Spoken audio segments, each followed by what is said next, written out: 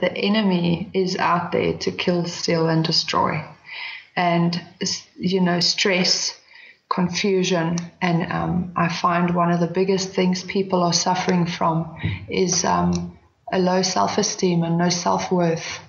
And that is, people are just living life every day in this chaotic, broken state. And whether they become addicts or not, the people are broken. People are too proud or too, I don't know what they are, but they don't want to do that surrender to God thing or to their higher power. People just want to operate in their own capacity. And it's just, I find it so sad. It's time for the SHAIR Recovery Podcast, where we bring you amazing life-changing success stories from addicts and alcoholics all over the world who share their inspiring journey in recovery. And now, here's your host, O. Hey guys, O here, SHAIR Podcast, hoping you and yours had a clean and sober Christmas. It is December 27th, Tuesday, 2 days after the Christmas holiday, and I'm hoping that for some of you that were struggling and having a tough time, managed to stay close to the Facebook group, stay close to your meetings, stay close to your tribe. New Year's is coming up, so make sure to surround yourself with recovery. It's such a slippery time for so many of us. Just wanted to give you guys a quick holiday shout out. Wish you lots of love and support from the SHAIR Podcast, from my wife Marcella, from Krista Wojo, and from myself. Wishing you a very Merry Christmas and a safe and sober New Year. Now back to the show. Today we have Michelle Thöle joining us on the SHAIR Podcast, and Michelle is the author of My Journey Through Darkness, a true life story of an ordinary young girl who records her journey as a drug addict. It is a roller coaster ride. So let's dive into Michelle's story. But first, just a quick reminder, guys, I really need some recordings here. I've only gotten a few, and I have thousands of listeners. So I need a few more of you guys to go to the website and record your message. That will be aired on the 100th episode. So once again, as we get closer to the 100th episode, I would like to invite our listeners to please go to the website and leave us a message on the right-hand corner of the webpage. If you go to www.theshairpodcast.com, on the right-hand side, you'll see a red button that says Leave a Voicemail. Click on that button, and a little box will pop up that says Start Recording. What I would love is to hear feedback from our listeners. The SHAIR Podcast has so many listeners, and some of you have been here almost from the beginning. I'd love to know the impact that SHAIR has had in your life. I'd like to know your favorite episodes or anything else you feel compelled to share about the show, and I'm going to air each one of those recordings on the 100th episode. I would love for all of you to be a part of it. So again, please go to the website, www.theshairpodcast.com. Remember to spell SHAIR, SHAIR. Click on the red button to your right where it says Leave a Message, and tell us the impact SHAIR has had in your life, your favorite episode, or anything else you'd like to tell me, so we can air it on episode 100. But first, if you would like to know the best way to show your support for the SHAIR Podcast, here are a few ways you can help. First, go to www.theshairpodcast.com, and there you can sign up for our free newsletter, which will let you know every time a new episode of the SHAIR Podcast comes out. You can leave us a 5-star rating and review on iTunes or Stitcher Radio. If you would like to know other places that you can listen to the SHAIR Podcast, you can listen to us on iTunes, SoundCloud, Stitcher Radio, iHeartRadio, and YouTube. If you would like to donate to the SHAIR Podcast, you can do so via PayPal, or you can support us on Patreon. We have a thriving Facebook group that grows daily and has massive participation. Again, it's a private group, so if you would like to discuss recovery, share your experience, strength, and hope, help others, or lean on others for support, be sure to join the Facebook private group.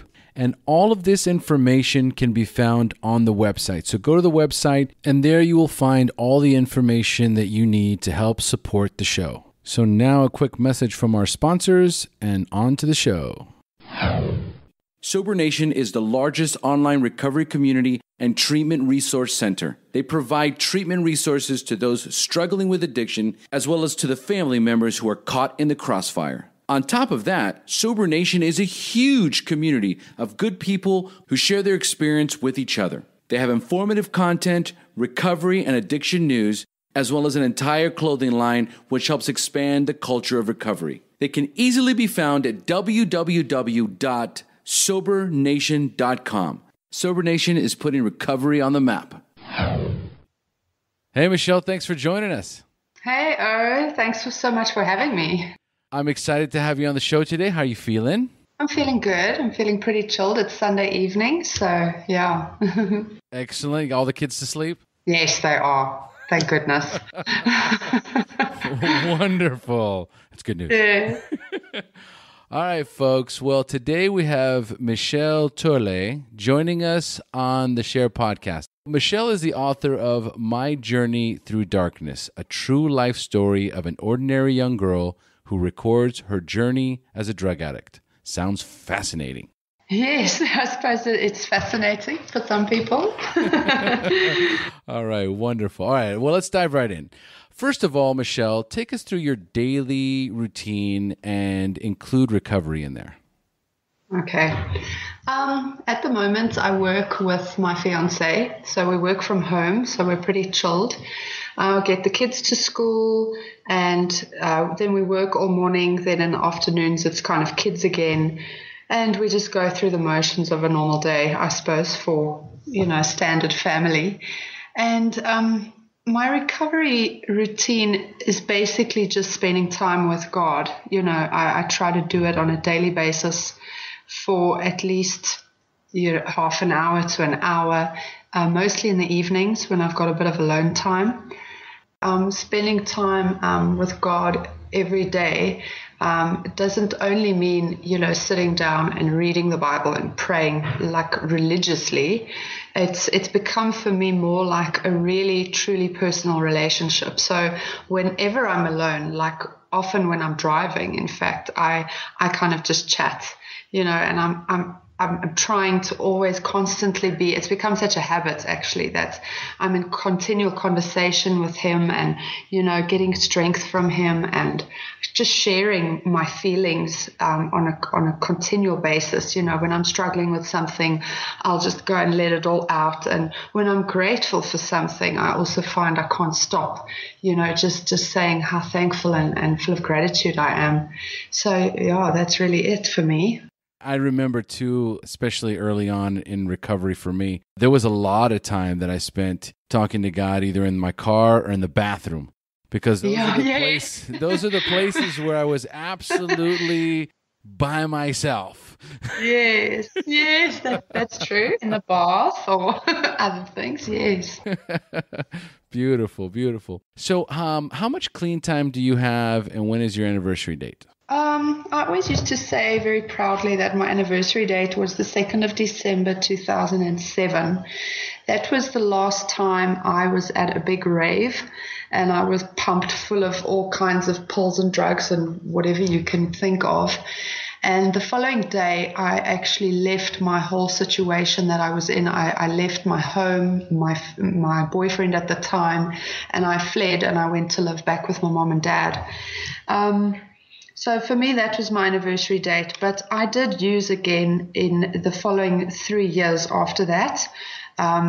Just like got a gram with a buddy here and there, probably only about 5 times. I never took specific note of exactly when, because I felt I'd recovered. It was not a part of my life anymore, because it had been part of my every single day life.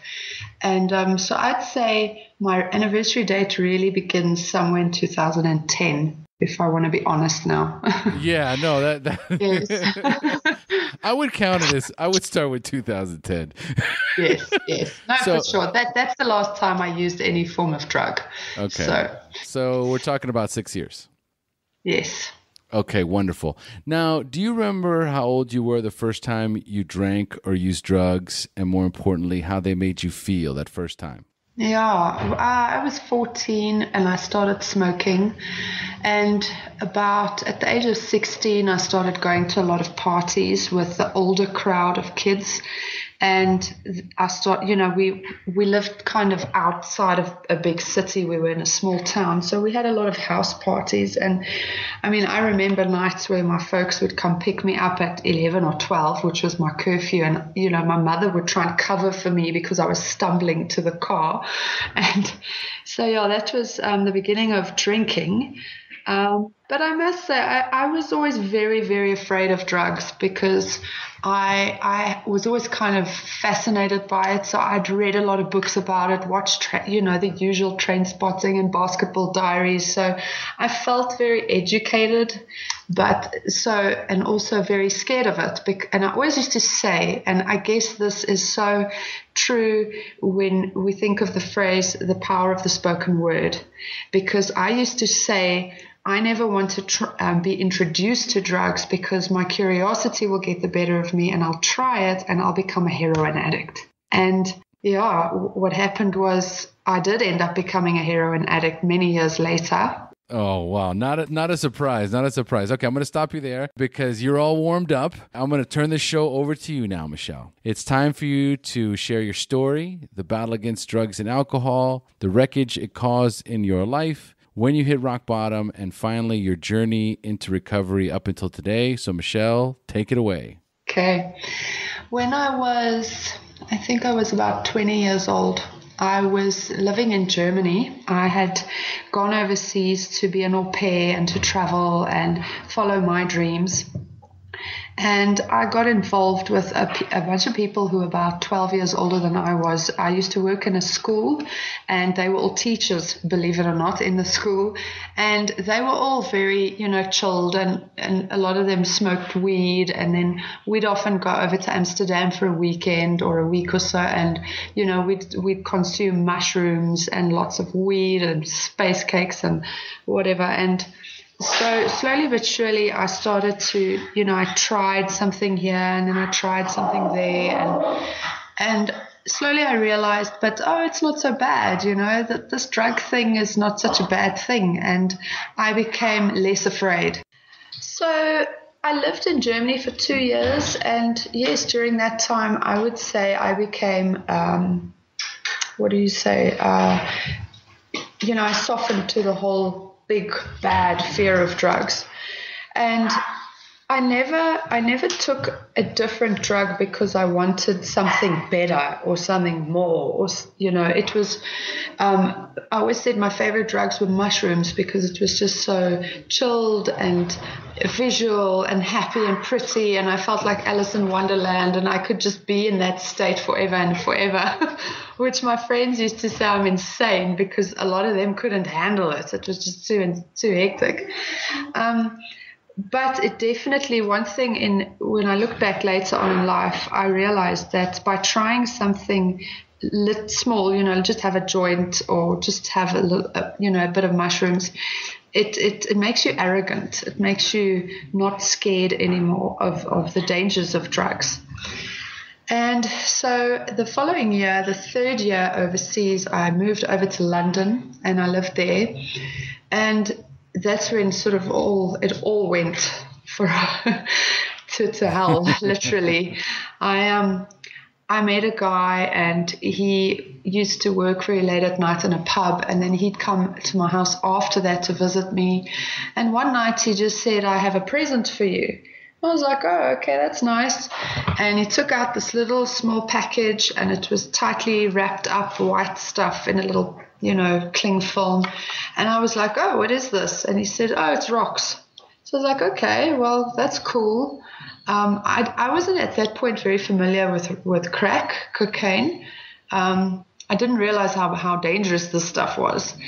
So nevertheless, we packed the rocks onto my little pipe. I got it as a souvenir in Amsterdam, and we smoked this stuff. And, I'll never forget that instant feeling of, you're like king of the world. It's an instant high. But right. Obviously, as much as it takes you up so high, so fast, it also brings you down so fast. And, so badly. It's horrible. Then a few minutes later, I was still kind of flying around the room like an insane person. He said, no, he's got something else there, but I'm not allowed to have any. And he unwrapped another little baggie, and he had a piece of tin foil. And, I was very confused. And I thought, and at first he said heroin. And I was like, oh, but that's, no, this is bad. This is really bad. And I was imagining needles and cooking up, and he just had this little tin foil. And he's like, no, I'm just going to chase, but you can't have any. So, of course, curiosity did kick in. And I was like, well, no, you're not going to do this without me. I want to know what it's about, So stupid. And so that was the first night I did crack and heroin. And I was obviously violently sick from the heroin. I remember it was a sweet tasting, revolting, nauseating taste. It was terrible. But so heroin wasn't really my favorite thing. But a week later, of course, did you get stuff again? Are we going to get some stuff again? So we got some stuff again. And before I knew it, I understood why this guy always had to have heroin with the crack, because I just loved the crack. I just wanted more and more rocks. And because without it, the heroin helps you to come down nicely. So they go, right. So they go hand in hand. And it was a case of, I think about 3 months. I was like completely hooked. We only chased. We never touched needles, because I've got such a fear of needles. Thank God for that. And I think it was a total of 5 months. But in my book, it's unbelievable how I started journaling like every day. Every time I smoked a rock, I would start writing, because from the beginning, even though I always loved the highs of any drugs, there was something inside of me that was always fighting it. It's like I would smoke that rock and go, no, let's write. This is bad. How am I going to stop? And my spirit fought against it all the time, which led to not a very happy drug addict. I could put it that way. And so, 5 months later, I eventually stumbled into the house of friends of mine from many years ago, because I'd obviously become very isolated, as you do. All I did was go to work, come home, smoke, everything, just go to work to earn money to pay for more drugs. And it was this horrible, vicious cycle. And it destroyed, obviously, our relationship, because it turns you into an absolute numb robot, a vicious animal, actually. I couldn't believe the change that I saw in my boyfriend. And, it was a very dark, awful time. We lived in a commune, but there was no communal area like a lounge. We just had this tiny single bedroom, which we lived in constantly. So it was always sort of clouded with these puffs of crack smoke. And it was revolting. And it was it stank, just the smell I think that's something that haunted me, when I got clean, that smell. I'd wake up from dreams of that sweet chemical smell. It's just so horrible. And then when I went to my friend's house, I walked up to their place one morning. It was the first time that the sun had come out in London after the winter, because that was also a very depressing thing for me to live through a winter in London. It's so dark and cold, and, being from Africa, it was just killed me. And so my boyfriend had gone out to some job. He went through jobs like, you go through, I don't know, bread or whatever. He just couldn't ever hold a job down. So I was supporting the both of us for the most part. So he was out that day, and I walked up to their house, and before long, I just came out with my whole story, and I said, guys, I've got a problem, and I need help, because I don't want to die. I don't want this thing to get the best of me.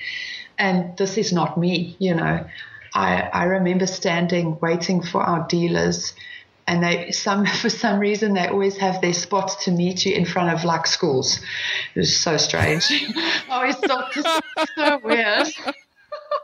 I'd stand on the street, on the sidewalk in the middle of winter, no makeup, because you just stop caring about anything. And with this hoodie on and shivering, and then your dealer does you in, and you pay him so much money, and it's like blood money, and then he gives you half of what you're supposed to get. And I remember looking at my reflection in the cars, standing on the sidewalk, and looking at myself, thinking, who are you? Who is this person? I don't know what's going on. I don't know who you are. So I went to these friends and I told them my story, and they both, the girl just shared with me how she battled with alcohol in her life as well. And then all of a sudden the guy, he just suddenly spoke up and he said, but what are you going to do? So I said, well, I have a plan. I'm going to go to a clinic and I'm going to get clean and I'm going to leave this boyfriend of mine because he's obviously not helping me. And he just looked at me and said, no ways, you have to go home. And I was like, what? Home? I haven't been home in 3 years, and I have a Belgian passport, so I'm planning on staying here for the rest of my life, and I was actually enrolled to study as well in England the following year. So that I threw away as well. But he, at that point, I was just so finished in my spirit. I knew I couldn't do anything in my own power anymore. So he helped me and he said, when you get your next salary, you come to me, we'll book you a one-way ticket and you are flying back home to mom and dad, because that is the only place where you're going to have love and get helped. So off I went. About 2 weeks down the line was the end of that month. I got my pay. I went back home. And only then did I come out to my mom and dad about my problem. And I'm just so thankful to God for them, because they are very open-minded. They're wonderful, wonderful parents. And my mom obviously started crying, and my dad just looked at me and he said, right, what do we do? What do we do to fix this? Do you have to go to a hospital? Do you need medicine? What do we do? And I just said, look, all I need is to just, rest and stay away from Nigerians. Very important, lock me in this house. So it took about 2 weeks. They were great. My mom, my dad said, okay, I can sleep with my mom in the bed, just so that I'm cool and feel safe. And she'd wake up with me at night when I had terrible cramps. And I was actually very, very lucky, because I saw how the boyfriend I had in London, because we obviously did try and come clean a few times. It never lasted more than 3 days, because once you hit the rattles from heroin withdrawal, it's like you just want to kill yourself. So, I saw how badly the sickness would get to him. So I was very lucky, because I got a bit of flu before I left London. So I was kind of recovering from flu, and I suppose I didn't really know what was now the heroin withdrawal or what was the flu, because I felt bad either way. So I actually feel grateful that I didn't have the extreme vomiting, the extreme diarrhea. I had a very painful backache and bad cramps in all my muscles, and obviously that depression, you've got to just get out of that. So 2 weeks down the line, I finally got up and decided to get on with life. And so my mom and dad live about 2 hours away from Joburg on a plot. It's like a farm next to a river. It's so beautiful, but it's in the middle of nowhere. So I was like, well, I'm not going to live here. I'm going to Joburg, bright lights and all of that. So very, very lucky again. I got a job very quickly at the same company which I worked for in London, because they're a global company. So I was sorted with a job. My dad helped me out with a car, and I went to stay with my aunt. So things were just falling into place. And another very important thing, part of my story, is that from when I was very young, I've believed in God, and I was born again when I was 10 years old or something. And I've always said, I want to do great work for God, and I want to really follow his purpose for my life. And somehow I just kept making really bad choices along the way. But here I was, and I was happy, and I was clean, and I felt healthy spiritually and physically. And I went to Joburg to start my life over. It was a matter of, I suppose, about 3 months. I'd finally moved in with a girl into a house share. So I was now getting more on my feet and more independent again. But I was very lonely. So what does Michelle do? She decides one night on a Saturday she's going to go and pop in at her local, shall I call it like a rave club? It's a proper underground club in Joburg. Very, very, very famous place. I went there many years back before that time with a friend, and I was like, in shock. Wow, look at all these crazy people. So off I go as something stupid like 10 o'clock on a Saturday night. Walk in all by myself. 5 minutes. I'm organized with a pill, ecstasy. I've got friends, and I'm dancing the night away. I must say, the club scene itself was extremely attractive to me because it was so social and everybody's so friendly and everybody loves each other. And I was always very aware that it's very false, but it was still such a safe, nice little bubble to be a part of. And so that club just became my home, weekend after weekend after weekend. And obviously before I knew it, I was using, it's usually we used to take pills, and then there was always the odd, people in the toilets with cocaine, or we've got a drug, I don't know if you know about it, called cat. No, what is it? Cat is very similar to coke. It's just a cheap version. So they always say it's all the rubbish you can make it at home, like from the stuff under your kitchen sink, It's Oh, horrible. Yeah, it's horrible. Sounds lethal. It is, but it was cheap, so if we'd pay 300 Rand for a gram of Coke, you'd pay 150 for a gram of cat. So you'd get, two for the price of one. Yeah. And I always preferred the uppers, I preferred the being awake and talking and staying up for days and days. Right. So the clubs. I'm right there with you. Yeah. That was my bag. Yeah. Okay. Cool. Well, not cool, but we understand each other at least. We can relate. Yes, we can relate. That's all. Yeah, I was never into, I never really was into drinking much alcohol or getting stoned on weed, or even the heroin was never my favorite thing because it would make me just sort of be like numb. And I hated that. I wanted to jump around. So, the club scene happened, and then I met another boy, but also throughout the time I was in the club scene, it was so funny. I'd walk around and be like, you guys, can't you see that this is wrong? Look around you. Just take a look at us. Look at these people on the dance floor. We all look like a bunch of, we're in a trance, and it's like the DJ is a puppeteer. And I was always so aware of the evil behind this. And even though I was right there in the middle of it, it's like something in my spirit just wouldn't succumb. It wouldn't accept it, And sure, today I'm very thankful for that because I believe that's what really eventually pulled me through, But, and then the people would always laugh at me and go, oh, shame, she's having such a bad trip again, just ignore her, crazy blonde chick. And so I met this guy, and I said to him, we like each other and it's all cool, but I need you to understand that I don't want to do this anymore. So if this is your scene in your life, then we can't be together because my intention is to kind of escape from this. And he's like, no, I fully agree. I'm with you. Let's not do this club thing anymore. And so we stopped going clubbing. But what happened was he was very fond of cat. And so slowly but surely we started to get cat at home. We'd be Friday night chilling at home. Instead of opening a bottle of wine like normal people do, we'd phone the dealer and get 2 grams of cat. Stay up all night. The following morning we'd be like, let's just get another 2 grams. And this very sadly carried on for 2 years. Wow.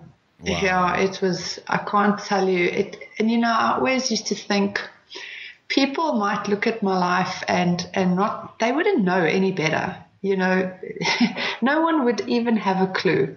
But my life consisted of going to work on a Monday, feeling like absolute rubbish because I wouldn't have slept from the Friday till Monday morning. I would get no sleep because I can't sleep if I'm on uppers, you know, for like a day later. And I wouldn't eat. So you spend Monday in like just trying to recover. You go through the motions, go to work, come home, crash. But by Thursday, you're feeling like human again. And then you're like, okay, you know, tomorrow's Friday. Woohoo. Friday comes along, and on your way home from work, you're already phoning the dealer saying, please deliver at my house. And the whole weekend, while we're on this stuff, we had a couple of friends, and we'd often, you know, hang out together at home. Sometimes we'd go out to a club, but very, very minimal because, you know, we were going to stop doing that. Right. It was so, you know, you just think to yourself, how stupid, you know. Yeah, we might as well have just done it properly. But no. Well, wait, this is back. What happened with your parents real quick? Like, were you still living at home, or did you just bail altogether and you're just back out on your own again? Okay, well, when I came home from London and I went straight to my parents' place, and then 2 weeks later I went and I lived in Joburg, which is like in the big city, 2 hours away from where my folks live, where they still live today. Oh, so you bolted 2 weeks. You came in, you got clean, sober, and boom, you're gone. Yes. Got it. Okay. No, but okay. So please continue. Sorry. That's fine.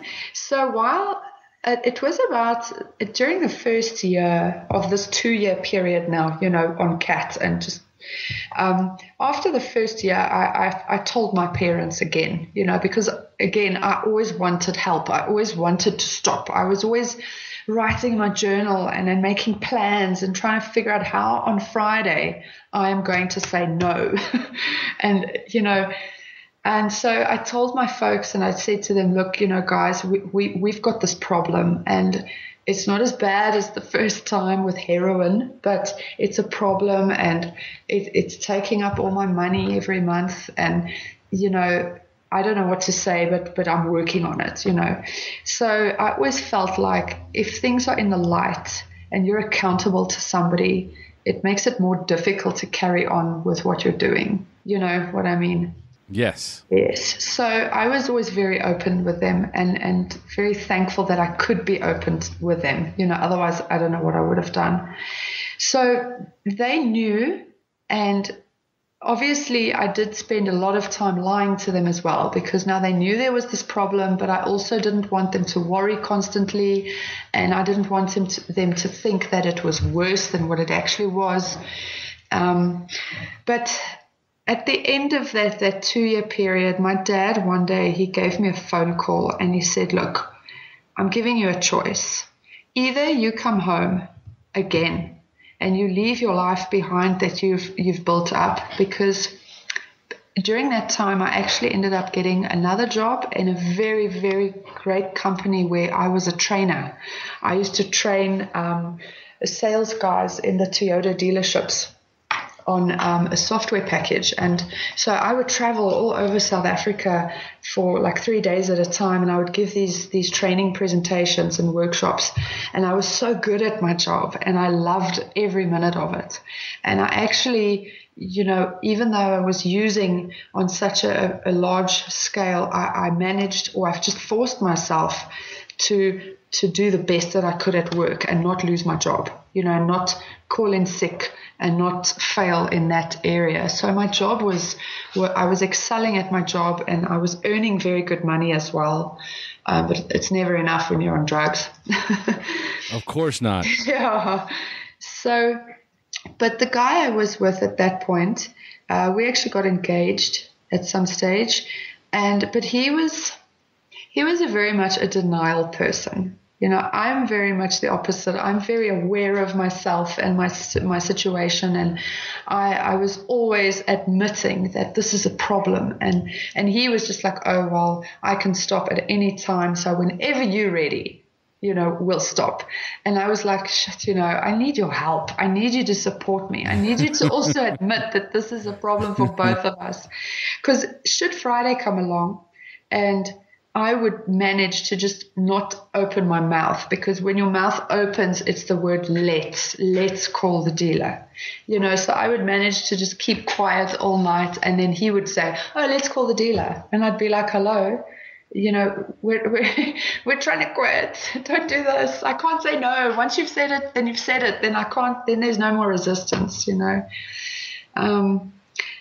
So he was not very supportive at all. And it made me feel like I was crazy, because every Sunday night he'd be sleeping soundly after the last drugs were used up, and I'd be sitting there like a frantic person, typing or writing in my journal, and how can I stop this? This demon is just consuming me, and I hate it. It was a continual battle in my mind.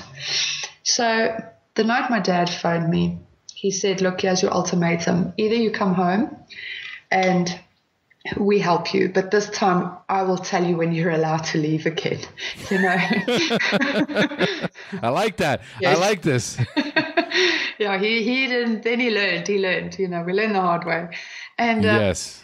Or you carry on doing what you're doing, but then I cut you off financially. My folks would never say that they would disown me or cut me off from their lives, but he just said, look, when you need money for petrol, I can't give you money for petrol anymore, because I know that it's money for drugs. So then you guys are on your own. And at that point, I was kind of at the end of my rope. I was tired of my battle. I was tired of plans, and all these things were just amounted to nothing. Every Friday night we'd be in the same position, and every Sunday night I'd be sitting there crying my eyes out because of my pathetic, weak self again. And so condemnation was the ruler of the day. And I gave it some thought. And I went to my boyfriend, or my fiancé at the time, and I said, look, I have a plan. Why don't we work until the end of our year, get our bonuses, give our notice, and then we both go to the farm to my parents and we get clean. They'll support us, they'll feed us, they'll just be there for us to get healthy again, and then we start over. And he was in agreement, and this was about October when this phone call happened and we made our decision. So we had a few months left, and obviously then you're like, okay, now it's just go, just now we don't care. Yeah, and it's months. Yeah. Like, it's not just like we're gonna stop after this weekend. No. It's like a couple of months of debauchery. Yes. And then it's just then I stopped caring. I stopped trying to fight it. And there was a day where I remember I landed at one of my training destinations on a Sunday afternoon, and in I think it was Bloemfontein, and I got there and I was on my own for the training workshop, and I just fell down. But now obviously it's Sunday afternoon, so you've got to understand, I've just flown a short flight on a plane with all these people around me, and I'm wired out of my brain. I'm so skinny, my eyes are sunken in, I'm like all jittery and shaky, and your mouth tastes, it's just I'll never forget that feeling of coming down. And I landed and I got to my little bed and breakfast, and I fell on the bed and I just said, Lord, now I'm done. I am now finished. I give up. Now it's over to you, kind of thing, And I just said, I'll do whatever it takes, but you've got to intervene, because I can't go on like this. And then on the 1st of December, the 1st of December was a big, huge rave. We have one 4 times a year here in South Africa. It's like at this big water park, and they've got all these cool international DJs that come. And I'd been to quite a few of them in the past. And my friend had bought us all a ticket for her birthday. She bought us tickets for her birthday because we were all so damn broke. And so the day before that, though, she had sent me these messages which were just so mean, and she was saying stuff like, "I'm so sick of having you you're such a weak friend," and it's just horrible messages. And I said to my fiance, I looked at him and I was so broken, and I'm like, we've been there for this girl for the duration of our friendship, and I've never judged her and I've never been ugly to her, and here she is just throwing all this stuff at me, and I was just in such a weak place that I just couldn't stand it. And there we went the next day, and she acted like nothing happened. So we picked her up and off we went to this rave. And it was actually a very nice rave.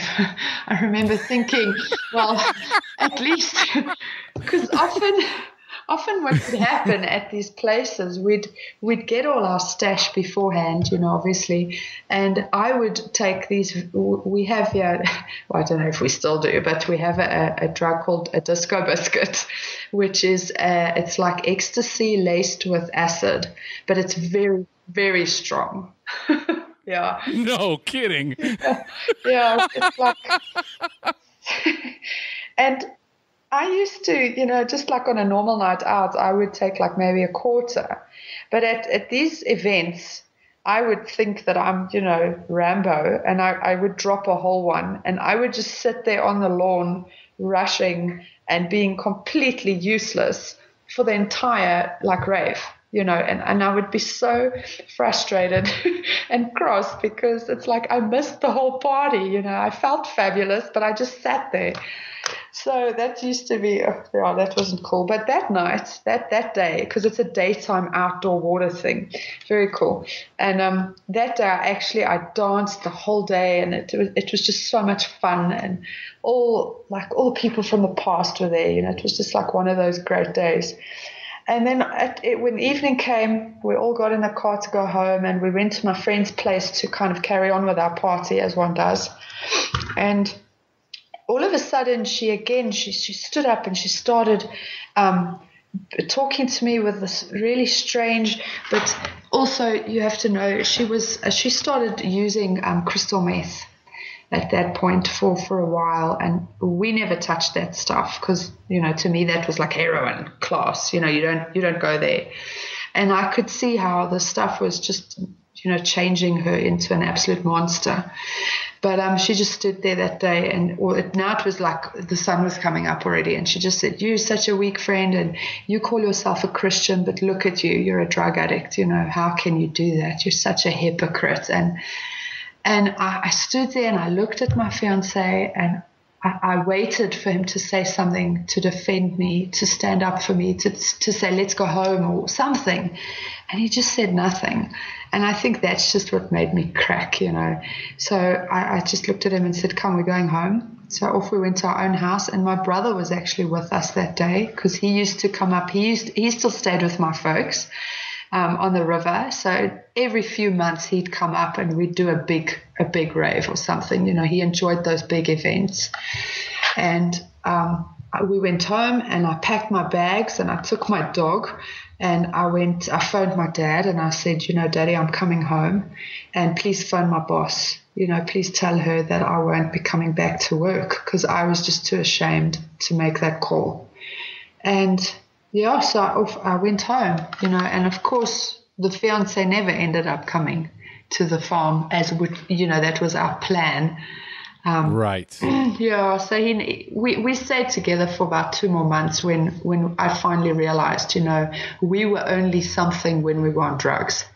That's partially why I used to love getting a gram of something so that we could sit and chat to each other all night. Otherwise, we wouldn't. Which was a sad realization 2 years down the line, Yeah, so that's really the very, very basic, brief version of what happened. And then from there, I was now in this place. And obviously, after I came down the next day and sort of sanity settled back into my mind, I realized with such a shock that I had just left my whole life. And I could not go back. I knew I couldn't go back, but it was an absolutely traumatic feeling because you when you're on drugs, you always have this thought at the back of your mind of, just one more time, I'll do it later. I'll be mentally prepared for that day. And, just making that sudden decision and suddenly extracting myself from the situation was such a shock to my system. I just spent days crying, I was like, oh, it's my home and it's my fiance and my life, my job, how could I have just left it all? But I knew I had to have done that, because if I didn't, I would never have left. So the short of it is, I believe to this day that in a miraculous way, God intervened by just letting things play out the way they did to force me to make that choice. Because otherwise you don't, you just carry on and carry on and carry on and wait for something to happen. So then, the year that followed was obviously, like it is, I think, for any addict, it was very hard, because not only had I now not only didn't I have drugs around me anymore, but, I had to start my whole life from scratch again. This was now like the second time. And I was, I think, what was I at that point, 22, 23 years old or something. No, I was older. I was about 27. And so I got involved with our local church. I tried to just consume myself with godly things, and going to Bible school, going to cell home group meetings, going to ladies' prayer meeting. Every day of the week I had something that I could keep myself busy with. And I also spent just a lot of time in the Word and with God and rebuilding my strength again spiritually. And I was very blessed. A lady in my church she ran a nursery school, and she was tired of it. She was just kind of ready for something else in her life. And she offered for me to run the school. And it was very run down at that stage. So, it was just so great. I was given this project, like, here's a school, get more kids, earn yourself a little living, and, fix it up and make it nice. And so I did that for 2 years, I think. Yeah, it was about 2 years. But the school also never earned enough money for me to actually draw a salary. I was just kind of covering all the overheads. And still, the school was like a little house. So I could live there during the week, and then weekends I'd go to the river to my folks. And life was boring. I always think, oh my Lord, life was so boring. Compared to what I was used to, my life was a roller coaster before then. And then, that is kind of the end of my drug story. I went through a lot of stuff after that. I moved around quite a lot in my life as well. I tend to fall in love with men that are very bad for me, as you've probably realized. Yeah, there's a little bit of a pattern there. Yes, very much so. And I'm just so thankful now. When I look at my life now, I just think, I really believe that I've really been released from so many of my past things, not only the addiction side, but also that, and I've done a lot of research, because I was always soul searching, why can't I stop taking drugs? Why? What is wrong with me? And through a lot of my studies and research and that, I found that it usually stems from a need to be loved. And that's where people tend to fall into addiction. And in my case, also to fall into unhealthy relationships, one after the next, because I hardly ever had a break in between my relationships. I just meet the next pretty boy and it would be like, oh, I'm so in love. And we'd move in together and get engaged, and it's ridiculous. But I think I'm now 35, and the other day I read my book, because I've been thinking about changing it a little bit and adding onto it, because a lot happened after where it currently ends. And I read the story and I just thought, that one person can go around the same mountain so many times. It's just quite sad.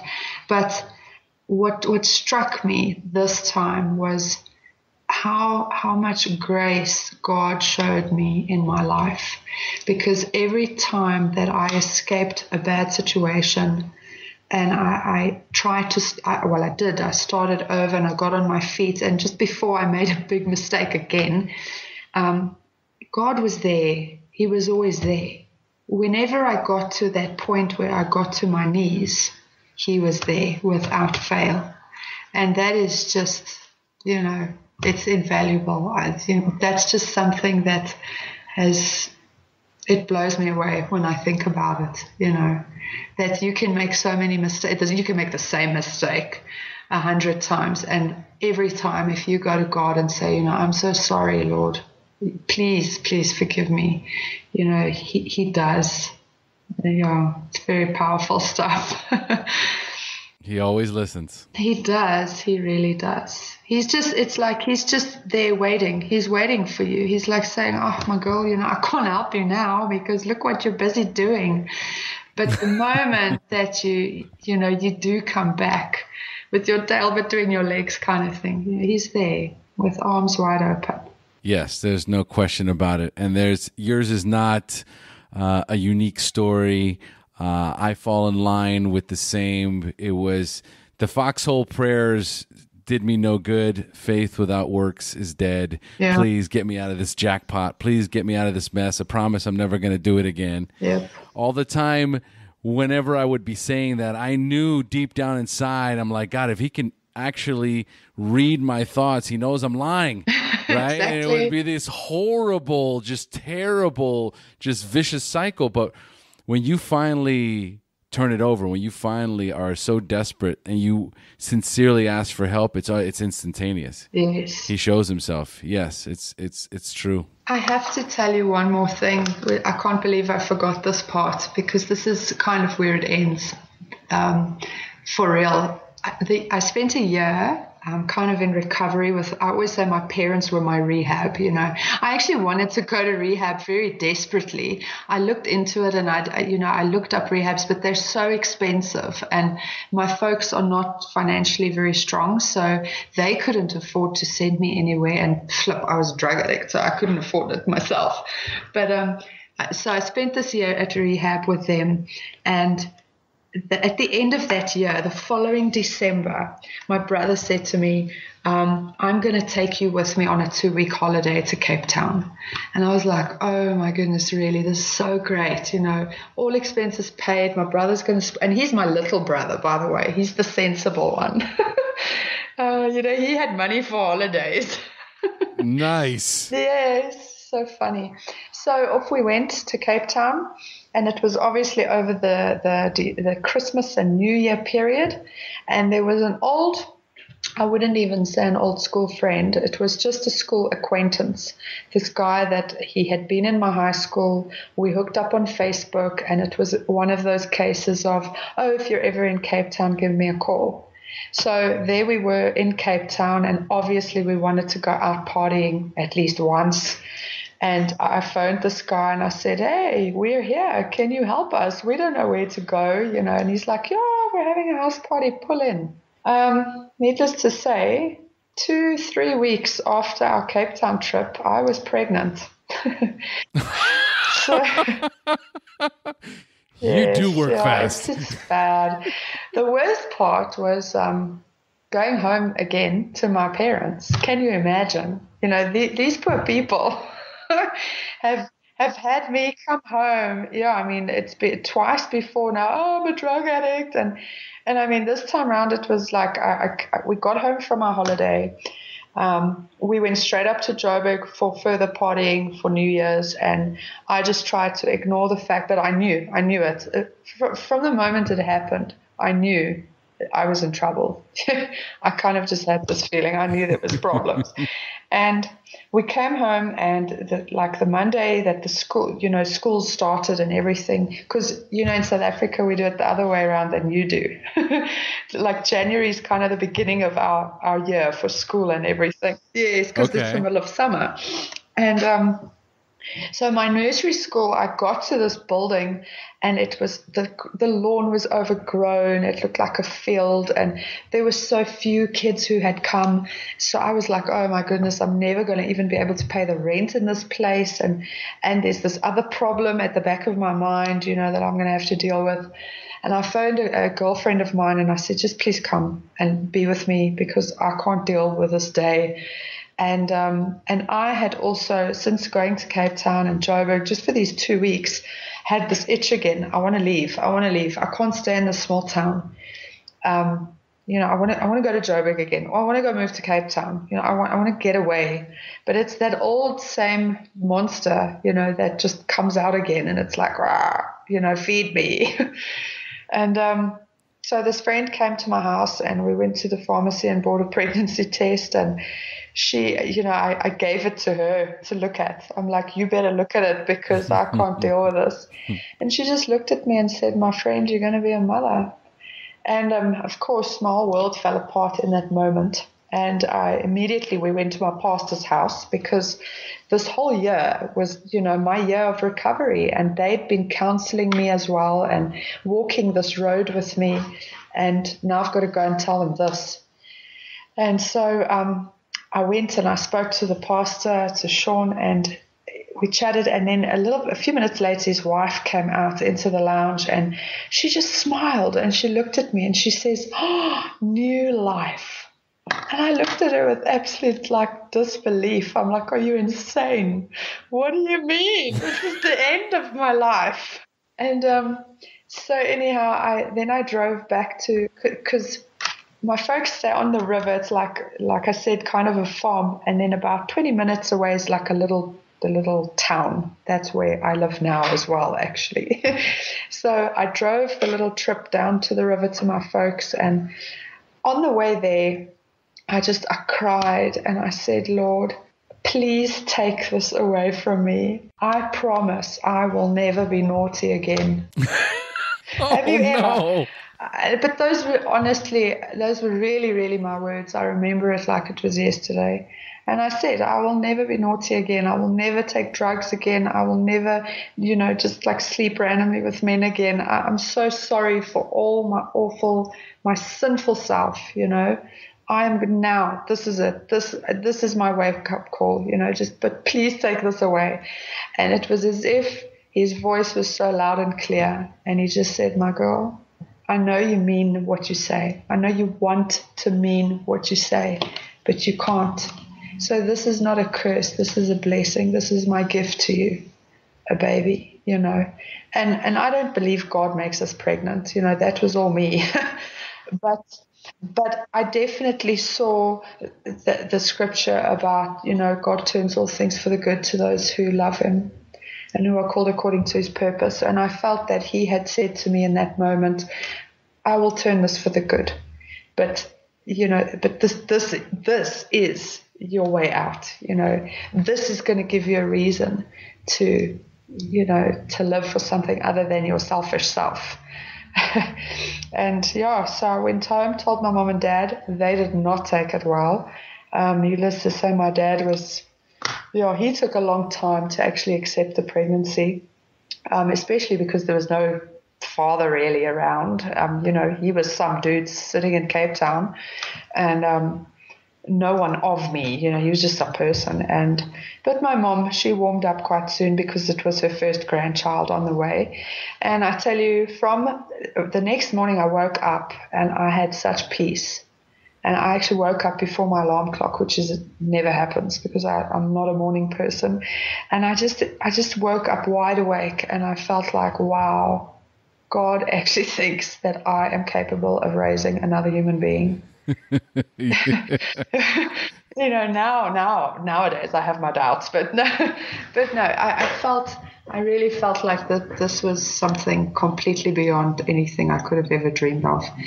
And from there, I have just experienced so many blessings. People blessed me with things for the baby, and I had a beautiful pregnancy. I loved being pregnant. I never had sickness or pain or discomfort. And so, she was just really the best thing that could have happened to me. Wow. How old is she now? She's 7 now. Okay, so this is all. So when we talk about where your journey began and when you completely gave up drugs 6 years ago, is all around the time when your daughter was about to be born. Yes. Yes. Okay. And so when did the book come into play? Well, as soon as I came back from London, in fact, and that was like actually the shortest period of my whole period of addiction. I came home, and during that short 2-week recovery with my parents, I was like, wow, I have this journal filled with, stories and experiences and emotions. And I believe I'm going to use this someday to help others and give hope to others. And I started to copy my journal onto the computer.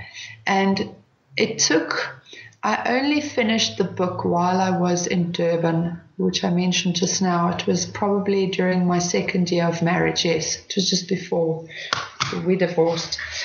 In 2012, I think it was, I finally finished the book because I'd worked on it on and off. I copied all my journal entries, and then from there I wrote the body of the story to just, give it to make sense, a timeline and where I was and where I went to and so on. But there would be a lot of times where I would sort of lose interest, and what happened often was I would lose my book. It would be on my computer, and I'd work on it for 3 months, and then suddenly my computer would crash, and all the work I'd done would be lost. And then I'd have to go and start from scratch with, a couple of printed pages that I had. And so it was quite a battle to get this book finished at the end of the day. And it was actually a miracle because I had read another author's drug experience, also a local South African lady. She's now quite an amazing author, published author in our country. And I read her book and I thought, what about my own book? Let me go and try and find it somewhere on my computer again and work on it. And I can't remember. I think it was like a disc. I had saved the last version that I'd written onto a disc. And this disc was like either it had broken or it didn't work anymore. But I put it in my laptop that one night, and there it was. It was all there and it worked. And I remember very clearly just giving up on the whole idea entirely about a year, I don't know, maybe 6 months before that night, thinking this book is not meant to be written because here's the last work I did again and it's gone. I can't retrieve it. And that night it was all there, and I sat through the night for a few days and I just finished it and I uploaded it to Amazon's website. Wow, that's impressive. We all have what I call Hollywood blockbuster stories. Yes. We've been through so much. Just listening to you tell your story, I know there's so much more. And just in the hour that you tell your story, there's so much in there that we can all relate to, especially the part for me that I remember more importantly, when I was out there using, I knew I was doing something wrong. Yes. I knew that I needed to stop, and I could not. I remember going through the same things with my friends, where it's like, okay, I'm not going to say anything. All right. And maybe they won't say anything, and maybe nobody will say anything, and then maybe we won't use. Yes. But somebody was going to bring it up. And I remember when it came to the point where I remember somebody finally didn't bring it up. And so it was, nobody's bringing it up. I guess I'm going to have to bring it up. Yes. And that's when I realized this thing is done. I'm over. I can't. It's obvious to me that I cannot stop. Yes, you are not in control anymore. I like to call it a demon. That demon inside is just it overrules you. It's so powerful. It takes over, and it's so diabolical. It talks to you in your own voice. Yes. There's this whole huge dichotomy between I'm doing something wrong, but I can't stop, and I'm going to be done tomorrow. And especially the part about when you knew you were going to be, okay, well, in a couple of months it's going to be all over. And I'm thinking, wow, a couple of months? It's a miracle you're still alive. Because you're going to hit it so hard. You're going to hit it so hard, because it's like, well, this is the last time we're using, so we got to do it right. And it's just, there's so many parallels. I remember those moments. I remember the thought process. I remember the deals I made with myself. I remember the deals I made with others. I remember the conversations in my head. Yeah, but you see, I know exactly what you mean, and that's why I felt I should put my journal into a form of a book, because I've read so many books and I've watched so many movies about drug addiction, and they're somehow very glamorized. I somehow always think at some point of that movie, wow, that's cool, and I wanted my story to be extremely authentic. I wanted my journal parts have got absolutely no editing. So I've written poems, I've written dialogues, I've written just a bunch of, like where you just vomit stuff onto the page, from your brain, where it's just all chaos, and I wanted it to be so that other people can read it and really relate. I'm not telling you a story I made up because I'm creative. I'm telling you, I'm sharing my actual emotions and thoughts and feelings with you. And ultimately, obviously, the purpose of the book is to give people hope that there is a way out. Because I went through many years not thinking there is a way out. And that's, I think, the most terrifying thing to be in when you're an addict. Absolutely. No question about it. Wow. All right, Michelle. Amazing story you have there. We're gonna start winding down, though. We're gonna start winding down. So what I like to do is I like to close up for the newcomer. So I'm going to ask you a few questions in reference to your early recovery, and I want you to respond with insightful answers you can share with our newcomers. Are you ready? Yes. What is the best suggestion you have ever received? Well, it seems, at the time, I must say, it seemed very abstract, but it was actually the best suggestion I ever received, and it was when I was in London. Also, feeling like there's just no hope, no solution, nobody can help me. I went to see a drug worker from the Hillsong Church, actually, or counselor, and she listened to me and we spoke, and I was kind of so expectant to have some kind of answer. And all she did was say to me, I want you to go home and I want you to go and sit before God and get into His Word again and find out who you are in Him. And I was like, oh, that sucks. I thought you were going to help me. That's not a solution. But later on, I understood what that meant. And even now in my life, I've been through other things in the last few years, which are totally not drug related, but also very big battles. And every time I realize, when I get quiet and I go sit at God's feet again, I realize that I lost that thing of who I am in Him.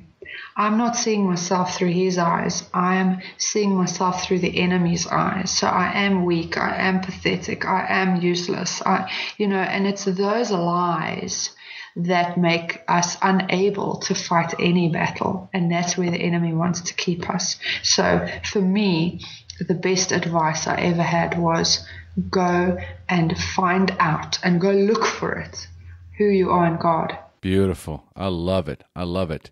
Well, tell us about that moment, that aha moment or spiritual awakening that you had when you finally accepted that you were completely powerless over drugs and alcohol, but for the first time had developed a hope that you could recover.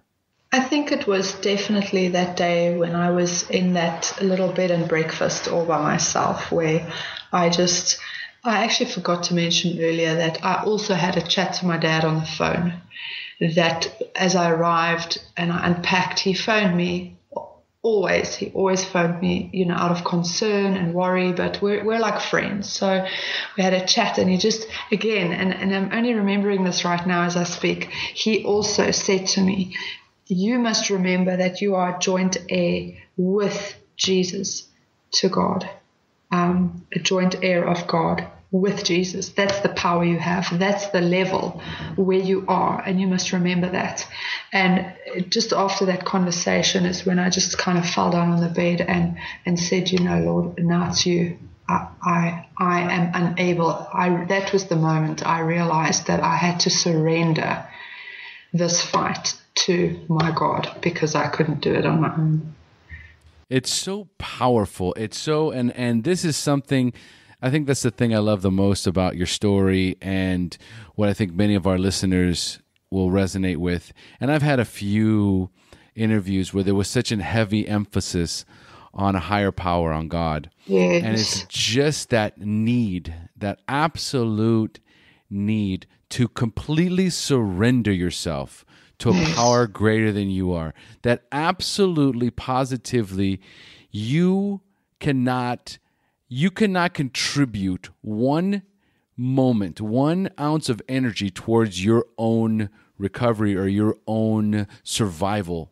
And every decision that you have made and will continue to make is a bad one.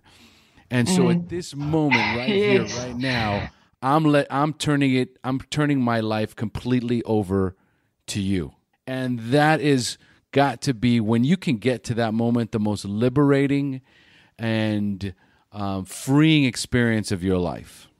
Definitely. I went through it again, and I think it's a continual thing that one has to do, because we are in our flesh. So we will always try to manage ourselves and our lives in our own ability. And it's a continual daily thing to say, I submit and surrender my flesh, my soul, my emotions, my thoughts to you, because that is just a better option. It is just the better option, because the more and the longer you go down this road of doing things in your own capacity, eventually you hit a brick wall, and it's disaster. In whatever measure. It could be, your relationships or your work or your kids or whatever it is. I have found that I am now at a point where every day I just say, Father, I submit everything unto you, because we are, human beings. Oh, yeah, not cool, actually. We are evil things. The heart of man is evil. So, yes. And it's absolutely true. And it's that reminder, or that awareness that this is something that you do on a daily basis. You basically get up and you pray, you meditate, you ask God for guidance and to get you through the day, and to ask Him how you can be of service. Yes. And so when that happens, when you do that, you find that your days seem to flow more effortlessly than when you're constantly in fear, because there is that fear. And again, it's that duality that we live in on a daily basis between good and evil. It does exist. So you align yourself with your higher power. You pray in the morning, you ask for help, and there you go. But remember, it's every 24 hours. It's a daily reprieve, we call it. Yes, that's so true. It's exactly that. The enemy is out there to kill, steal, and destroy. And, stress, confusion, and I find one of the biggest things people are suffering from is a low self-esteem and no self-worth. And that is, people are just living life every day in this chaotic, broken state. And whether they become addicts or not, the people are broken beyond, understanding. And I've really become so kind of focused on that and so aware of that. And my heart is so sore for people, because people are too proud or too, I don't know what they are, but they don't want to do that surrender to God thing, or to their higher power. People just want to operate in their own capacity. And it's just, I find it so sad. It's true. Mm-hmm. It's the ego. Yes. The ego disconnects you from your higher power, which is what's the intention? The intention is to separate you from God and take you down that wrong path. But we could do this for another hour. Okay, so Do you have a favorite book that you would recommend to our listeners, including your own, of course? I was actually thinking about that question before, and I actually didn't even think about my own book. I just thought now, hey, my own book, that is my favorite. No, I'm joking. I do think my own book is very inspiring, but I've read, I spoke about her earlier. The author's name is Melinda Ferguson, and she's a South African woman, and she has got one heck of a story. And she is also an excellent writer. So her book is called Smacked. And it's the horrific tale of her in Hillbrow on heroin, Nigerians, and it was really, really rough times for her and her recovery. And it's very, very beautifully written. And yeah, that's probably the best book on addiction and recovery that I've ever read. And of course, another good book would be Michelle Thöle and My Journey Through Darkness. So that will be listed on the show notes, folks, to make sure you check out both of those books. Cool. And what is the best way for our listeners to get in touch with you or reach out to you, Michelle? The best way is, I suppose, via email, which is Michelle, just MICHELLE, at MeTime, which is my business. It's me-time.co.za. Beautiful, beautiful. And where can they find your book? Okay, my book is available on Amazon's Kindle ebook store. So if you just go into the Kindle store, you type in Michelle and my interesting surname, and there's no other books out there with that name on, you'll find my book immediately. Pronounce your last name for us, because I'm sure I'm butchering it. No, you're doing pretty well. It's Thöle. Beautiful. So, if you could give our listeners only one suggestion, what would it be? Sure. One suggestion: never give up. I guess having a fighting spirit is extremely important, and I know I have to give one suggestion, but it goes hand in hand. What we've been saying all along is surrendering. Surrendering is key for me, and I really say that with regards to not only my recovery from addiction, but in terms of coping with everyday life. Surrender to God. Absolutely beautiful. What a wonderful way to close here. Fabulous suggestions, Michelle. Thank you so much for joining us. Thanks so much for having me. It's been such a privilege. Thank you, O. Absolutely. All right, folks, we've now reached the end of our show. Thanks for joining us. And as we say here in Costa Rica, pura vida. Pura vida. Thank you for joining us on the SHAIR Recovery Podcast. To check out the show notes page on this interview, or to thank our guests for sharing their story, go to www.theshairpodcast.com. While you're on the website, don't forget to sign up for our free newsletter to stay up to date on the latest news, podcasts, and interviews. Want to be one of our guests and share your story? Then go to our website and click on the Share Your Story button. We share our inspiring recovery stories every Tuesday, so subscribe to our show on iTunes or Stitcher Radio to get your free weekly download. We'll see you then.